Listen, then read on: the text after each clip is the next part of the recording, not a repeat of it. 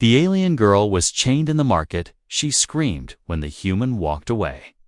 The twin suns burned low as Mason stepped into the shadowed alleys of the black market on Arvanis 9.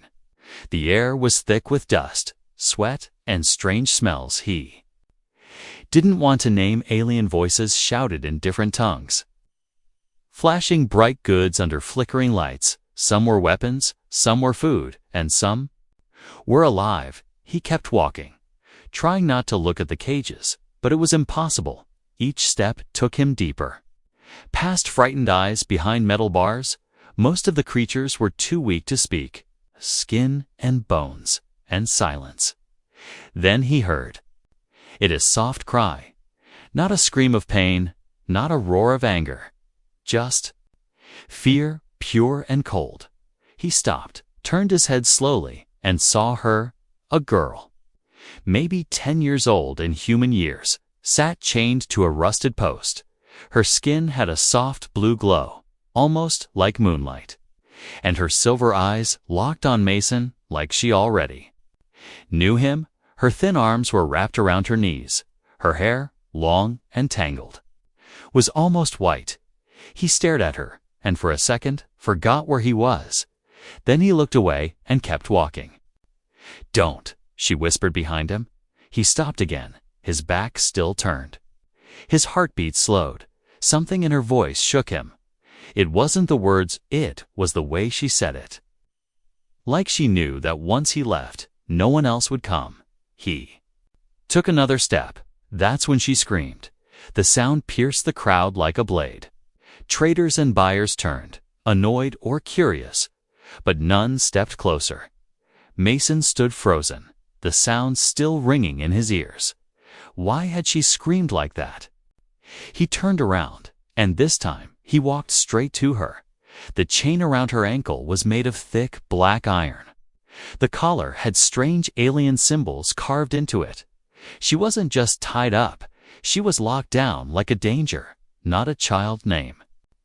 Mason asked. She looked at him, eyes shining but empty. "Sena," she whispered. A large insect-like alien stepped out from the shadows. The trader, all 6 legs clicking against the stone floor, clicked his jaws and hissed, "You want that?" 1. "She's defective." "Defective how?" Mason asked, silent, weak, disobedient. "Not worth the food she eats," the trader said, waving a sharp hand. "You want a servant? I got better stock." Mason didn't answer. His eyes stayed on Sena. She wasn't dirty, just bruised. Her skin was too clean for a slave kept long in a cage. That meant she hadn't been here long. "How much?" Mason asked. The trader grinned. 500 credits. That's more than a warbot." Mason snapped. "Exactly." The alien hissed, leaning in. "She's rare, human. Her blood is special. You want her, you pay." Mason's stomach turned. So that's why she was here. Not because she was dangerous, but because someone wanted to sell her parts. The girl didn't move, didn't speak again. Just watched him with eyes full of quiet hope, like she'd seen this moment in a dream and feared it wouldn't come true. He pulled out his credit chip and tossed it on the table. "Unchain her." The trader laughed, sharp and cruel, but obeyed. The heavy lock clicked open, and the chain fell with a clank to the ground. Sena didn't move. "Go on," the alien growled. "Take your pet." Mason held out his hand. "Come on. You're free." Now, she didn't take it. Not right away. Instead, she looked around the market like she was waiting for someone else to stop them, or for the floor to collapse beneath her when nothing happened. She slowly stood and stepped forward. Her knees shook, but she walked on her own.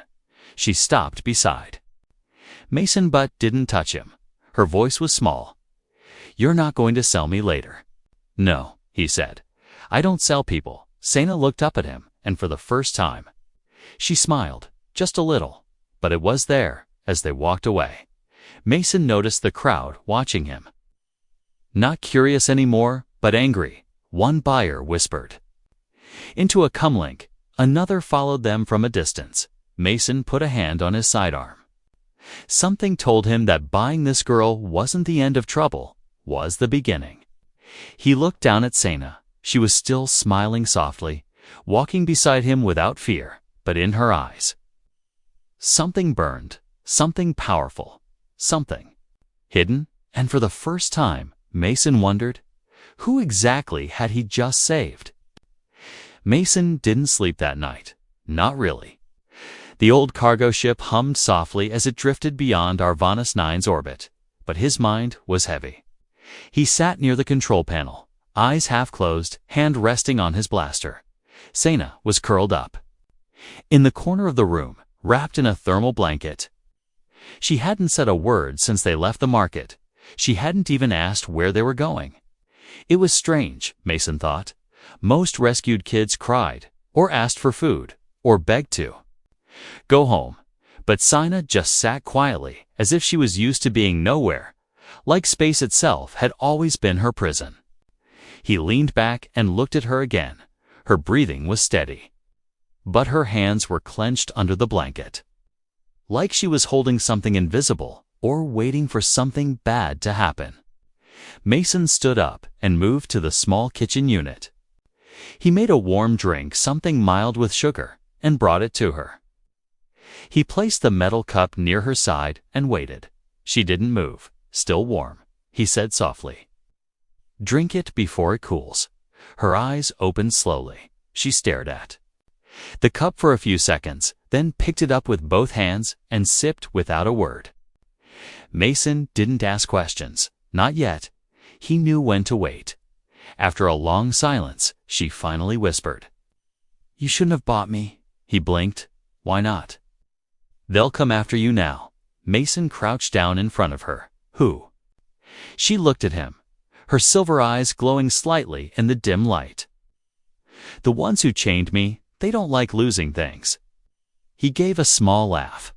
"Well, I don't like being followed, so I guess we're both going to be angry." She didn't smile this time. She just stared at him like she wanted to believe that, but couldn't.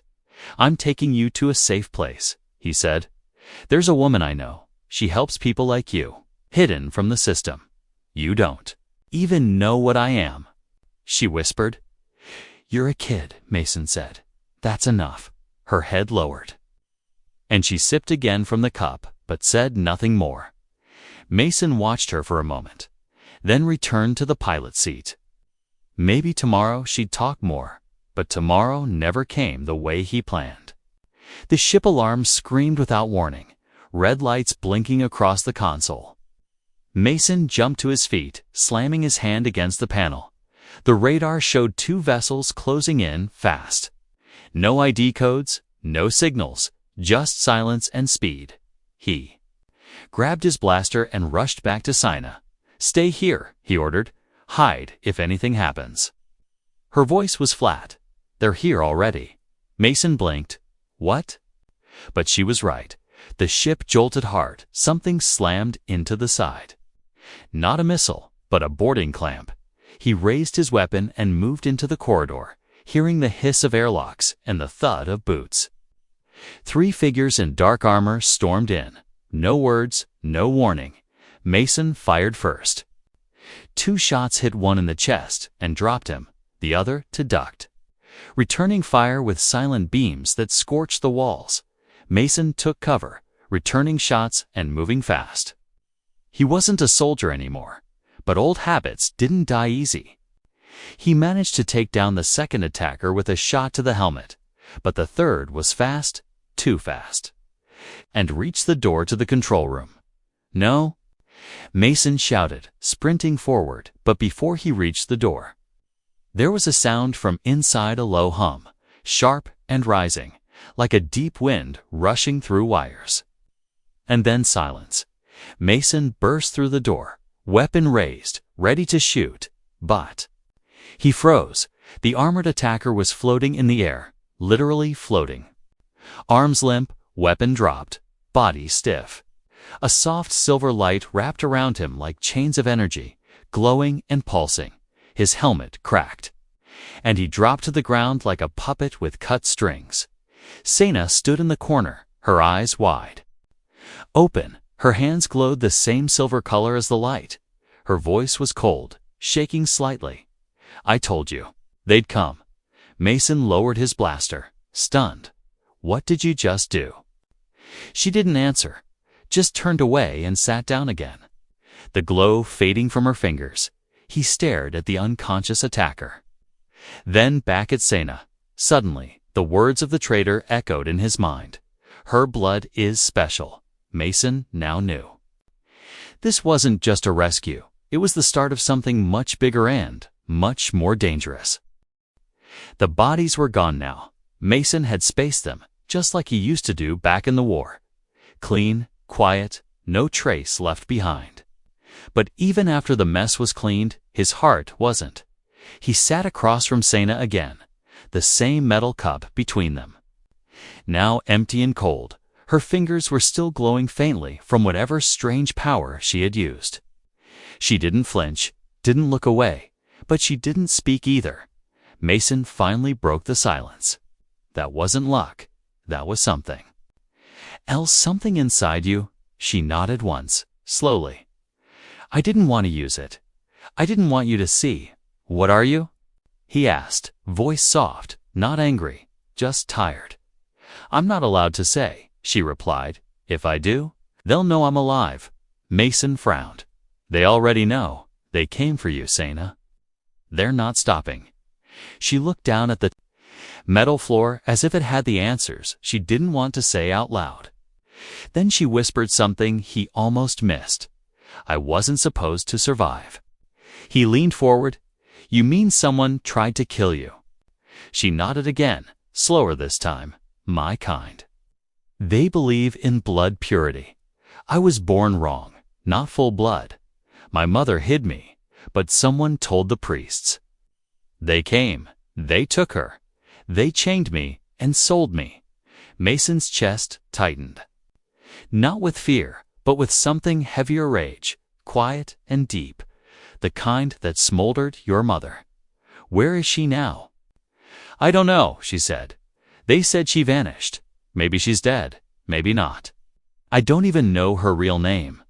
Mason stood and walked to the control console, his fingers brushing over the navigation screen. He could take her to a safe house, like he planned, but something in his gut said it wouldn't be enough. Not now, not with what he just saw. You've got something inside you, he said. Still watching the stars drift by outside, something they want locked. A poor worse. I don't want to hurt anyone, she whispered from behind him. I only used it to stop him. I didn't know it would do that. It saved my life, Mason replied, turning back to her. I don't care if it scared me. We're alive because of you. She blinked at him, surprised. You're not afraid? I've seen scarier things than a kid who glows. He smirked. Besides, you warned me. That takes guts. Sena finally smiled again, small, tired but real. Then her eyes drifted to the window, and the smile vanished. Something's wrong. Mason's heart jumped. What do you mean? I can feel them, she said, her voice tight, not close. Not yet, but they're searching, and they're getting closer. He didn't ask how she knew. He didn't doubt her either. Instead, he opened the nav map and stared at the grid, scanning jump points, hidden zones, smuggler routes. There was one place old, broken, but still on the edge of deep space. A mining station abandoned after the war. It had power, shelter, and no official records. Perfect for hiding something or someone. We're going off-grid, he said, punching in the new route. You'll be safe there. We both will. Sina didn't speak. She just watched him. Like she'd already known he'd say that, the ship turned slowly toward the dark, forgotten sector. Far from law, far from war. Far from safety, as the stars stretched into streaks and the engines howled. Mason sat back in the pilot seat and looked once more at the girl beside him. He thought he was helping her, but deep down, he was starting to wonder what if she was the one who would end up saving him.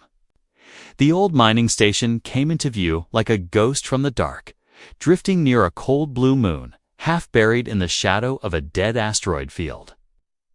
It wasn't marked on new maps anymore. Its namey CH-07 flickered in broken lights as Mason's ship approached the docking bay.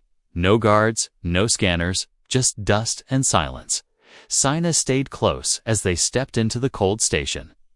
Her feet were quiet, her eyes scanning every dark corner like she remembered this kind of place too well. Mason held a small light in one hand and a pistol in the other. Just in case something else still lived here. "This place gives me chills," he muttered. "I like it." Sina said softly, "No one's listening." They moved through rusted halls, passing broken machines and old signs from a time before. The war. Everything smelled like metal and silence. Mason found a small room near the center of the station, still sealed. Still safe. He cleared the dust, set up a heat unit, and placed a thin mattress on the floor. It wasn't much, but now, it was home. Later that night, Mason tried to sleep, but the silence felt too heavy. It wasn't the kind of silence that calms you. It was the kind that watches. He sat up and looked across the room. Sina wasn't in bed. She was sitting cross-legged on the floor, eyes closed, hands resting on her knees. A strange silver glow surrounded her body, soft like moonlight, floating just above her skin. He didn't say a word, just watched. Her breathing was slow, too perfect for a child. The light pulsed, then shifted. And then something happened. A low hum filled the room, deep and unnatural. It didn't come from the walls, it came from her.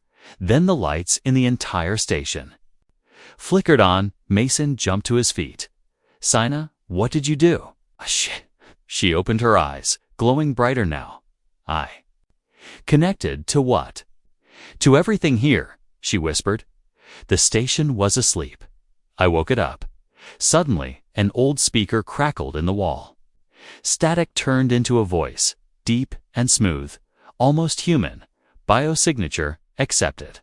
Welcome, Royal Unit 7A. Mason's jaw dropped. "What did it just call you?" Sina looked down. "That's the number they gave me when I was born." He took a step back, not out of fear but confusion.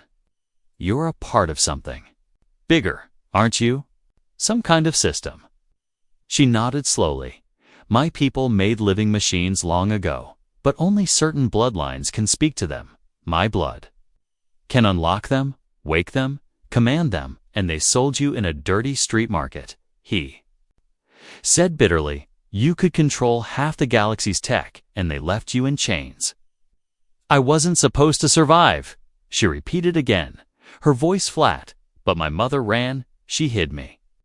"It took them years to find me." Mason ran. A hand through his hair. That voice.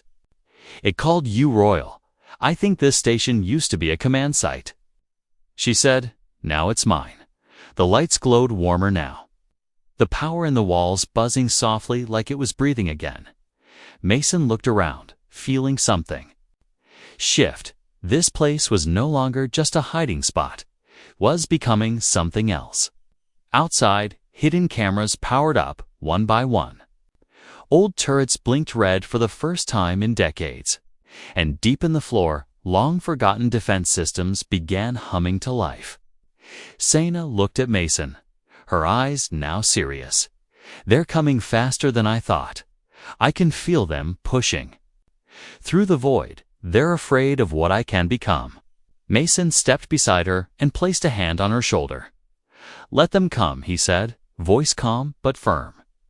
"They'll wish they didn't." For the first time, Sina didn't look afraid, because for the first time, she wasn't alone. The next day, the station felt alive, not just running, but watching. The walls no longer echoed empty silence. They pulsed with quiet energy, as if the place remembered its purpose and was waiting for orders. Sina walked through the metal halls barefoot, her steps silent, but the station seemed to follow her. Lights turned on before she reached them. Vents shifted to guide warm air where she passed. Mason watched from the control room, more amazed than ever. He tapped through old systems, now unlocked defense grids, encrypted files, satellite pings. None of this should have been possible, not without high-level military codes, yet here. It was obeying a little girl who wasn't even supposed to exist.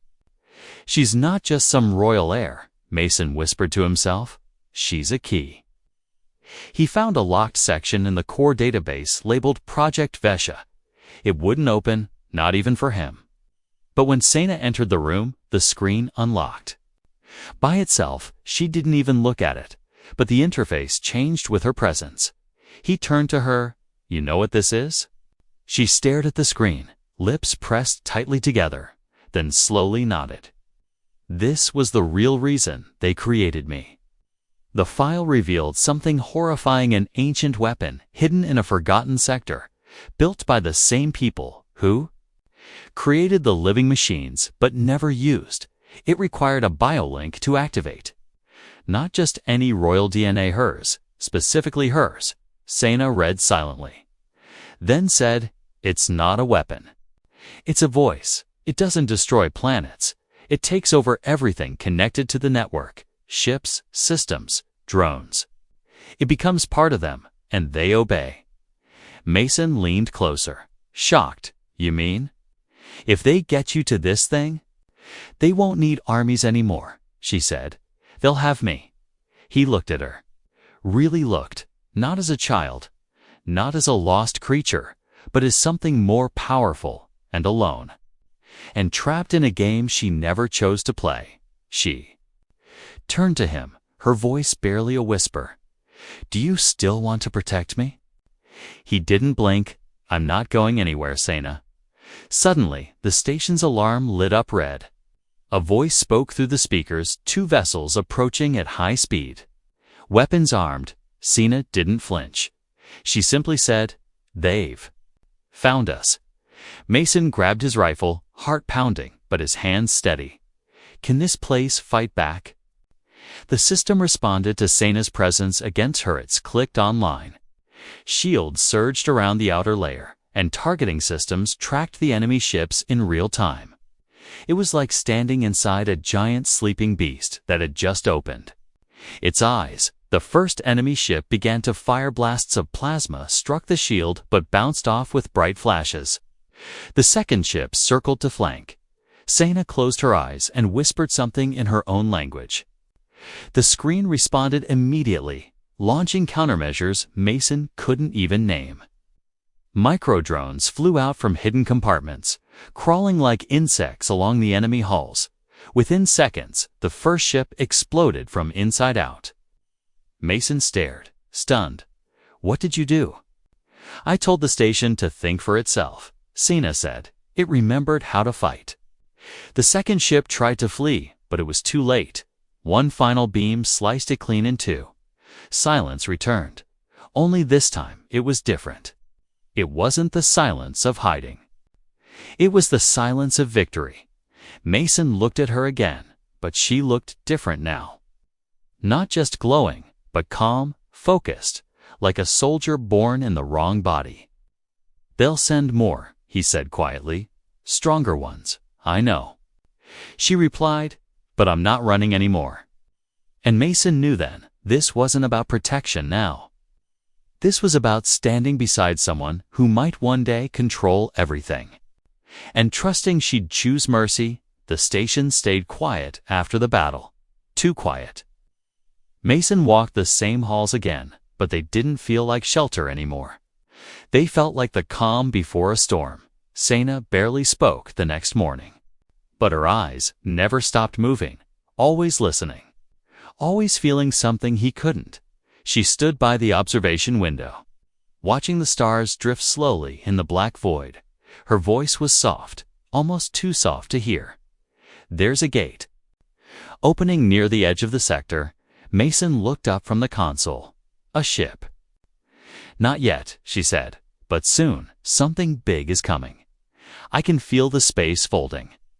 He checked the long-range sensors, and his breath caught in his throat. She was right again.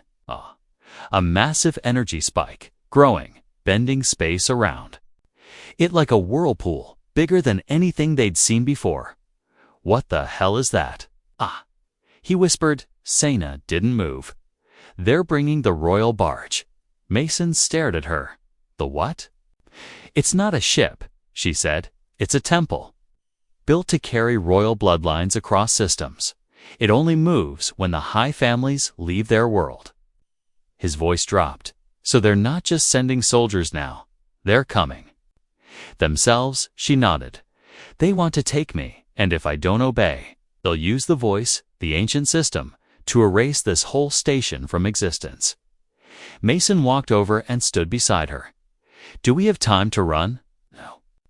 She said simply, if I run again, they'll chase forever. But if I speak to them from here, maybe I can end it. His hand gripped her shoulder. You don't owe them anything, Sena. You don't have to face them alone. I was never alone, she said quietly. You stayed when everyone else walked away. The room's lights dimmed, and the station's AI spoke. Royal barge now in range of signal contact. Sena stepped toward the control panel and touched it gently. Her glow brightened, spreading across the station's network like fire through dry grass. The floor rumbled, the metal walls began to hum, as if waking for something sacred. And then the signal came through. A tall, elegant figure appeared on the screen, his face long and smooth, his eyes like cold glass. His voice was layered multiple tones at once. You are not meant to speak again. Child. Sena stood still. You should not have sent hunters. You belong to the voice, the man said. It is your duty to return to the source and fulfill your design. I was never a tool, she said, her voice shaking. I'm not your machine. You are a key, he replied. Nothing more. Mason stepped forward, but the man's eyes didn't even register him to the royal families. Humans were background noise. Sena raised her hand, and the station's power surged again. The man frowned, just slightly. You would challenge your own bloodline. I would erase it, she said. Then the screen went dark. Alarms howled across the station. The royal barge had launched something Mason couldn't tell what it was, but it was fast, massive. And it wasn't just a missile. It's not. A weapon, Sena said. It's a command anchor. It'll shut down everything I control. He grabbed her arm. Can we stop it? We don't stop it, she whispered. We beat it to the signal. She ran to the central core. Mason close behind. The walls flickered with strange symbols now, moving, shifting, opening like a living maze. The voice was calling, and the station was responding. Sena stepped into the core chamber, and for a moment, Mason couldn't see her at all, just light, pouring out of her, connecting to the station, above, below. Into the floor, into the sky, into everything. The station began to vibrate, power overflowing, and then silence. A pulse of silver light exploded from the top of the station, like a beacon cutting across the stars. It struck the anchor mid-flight, breaking it into dust before it ever touched them. Back inside, Sena fell to her knees, breathing hard. Her glow dimmed, her face pale. Mason caught her just in time. She looked up at him, her voice trembling. It's not over yet. He held her tighter. Then we finish this. Together. The stars above HFY-HUB burned like cold fire, silent witnesses to what was coming. The royal barge had not fled. It simply hovered in the distance, waiting, watching, calculating, inside the station. Sena's breathing was still shaky, but her eyes were sharper than ever. Mason helped her to her feet. You don't have to do this alone. She looked up at him, tired but calm. I'm not. In the heart of the station, the living systems whispered through the walls, the floor, the light. They weren't machines anymore. They were hers. And they listened. A final signal came through the speakers. A cold and perfect voice. You have 10 minutes to surrender, or we will burn the sky around you. Mason gritted his teeth. What do they think you are? Some tool to be carried in a golden box. Sena stepped forward slowly, her glow rising again. But now, it was steady. Complete, not wild like before. They don't understand something important. What's that? He asked. I'm not the voice, she said. I'm the one. It chooses. The walls began to hum again. Louder this time, not just alive, but angry. The station had become part of her now. Not a hiding place, but a body, a voice, a will. The ancient systems awakened across deep space. The beacons, the old AI fleets, the hidden satellites, they all answered her call. The royal barge fired its main cannon. A beam of light, pure and massive, roared across the void. It was supposed to cut through planets, end wars in seconds. It never touched the station. The beam froze mid-space, breaking apart like smoke, like it hit something invisible. The energy scattered. And the station's reply came not as a weapon, but as a pulse. A single signal, every ship within 50 light minutes. Shut down, engines stopped, weapons died. Lights blinked out, including the barge. Sena stood in the center of it all, her arms raised.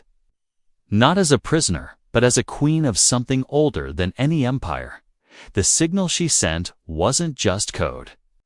It was command, deep and absolute, a language written in the stars themselves. She spoke into the air. Let this be the end of the old chains. There was no answer, no more threats, just silence and fear. Mason finally stepped beside her. His voice quiet. You just shut down half their galaxy. She looked at him, and this time she smiled. Not small, not shy, but strong. I gave them a choice, peace or silence, and they chose silence. Weeks passed, no one returned. The barge drifted away without a word. Sena didn't chase it. She didn't have to. The ones who had chained her had finally understood they didn't control her anymore. One evening, Mason sat with her near the window again, stars drifting outside like dreams. What now? He asked. She thought for a moment, then said, I want to build something better. Not a throne, not a war. Just something new. Where do we start? She looked at him and said, with people who never walked away. And in that moment, Mason knew the truth. The girl who had once screamed when he turned his back had become the voice the galaxy would never forget.